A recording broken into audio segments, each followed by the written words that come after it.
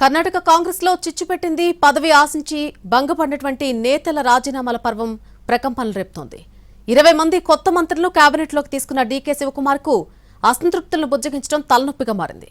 కర్ణాటకలో మంత్రివర్గ విస్తరణ జరిగింది. 20 మంది కొత్త మంత్రులను కేబినెట్లోకి తీసుకున్నారు ముఖ్యమంత్రి డీకే శివకుమార్. నరేంద్రస్వామి, శివరాజ్ తంగదగి, రుద్రప్పల మాని, బసవంతప్ప, నాగేంద్ర, రఘుమూర్తి, జమీర్ అహ్మద్ ఖాన్, రిజ్వాన్ అహ్మద్, సంతోష్ లాడ్, మధు బంగారప్ప, పుట్టురంగశెట్టి, మంకాల వైద్య, అజయ్ సింగ్, చరువరాయస్వామి, శివలింగేగౌడ, బాలకృష్ణ, గాయత్రి సంతనగౌడ, బసవరాజు రాయరెడ్డి, విజయానంద కాసప్పనవర్, లక్ష్మణ సవధిలు మంత్రులుగా ప్రమాణం చేశారు.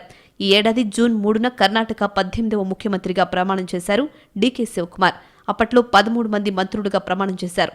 సీఎం పీఠమెక్కిన 2 నెలల్లోనే మంత్రివర్గాన్ని విస్తరించారు డీకే శివకుమార్. 20 మంది మంత్రులుగా ప్రమాణం చేయడంతో కర్ణాటక మంత్రివర్గం పూర్తి స్థాయిలో ఏర్పాటైంది. కర్ణాటక కాంగ్రెస్ లో మంత్రివర్గ విస్తరణ కల్లోలం రేపింది. మంత్రి పదవి దక్కకపోవడంతో నిరాశకు లోనైన ఎమ్మెల్యేలు బహాటంగానే అసంతృప్తి వెళ్లగక్కుతున్నారు. ఎమ్మెల్యే పదవికి యశ్వంతరాయ్ పటేల్ రాజీనామా చేశారు. తనతో పాటు మరో 10 మంది ఎమ్మెల్యేలు కూడా రాజీనామా చేస్తారని బెళూరు గోపాలకృష్ణ చెప్తున్నారు. మరోవైపు కార్పొరేషన్ చైర్మన్ పదవులకు 3 ఎమ్మెల్యేలు రాజీనామా చేశారు. బీజీ గోవిందప్ప, సిఎస్ నాదగౌడ, టీబీ జయచంద్రలు కార్పొరేషన్ పదవులకు రాజీనామా చేశారు. అయితే అసంతృప్తులను సీఎం డీకే శివకుమార్ బుజ్జగిస్తున్నట్లు తెలుస్తోంది. వేచి చూస్తేనే పదవులొస్తాయని చెప్పారు. అందుకు తననే ఉదాహరణ అన్నారు డీకే.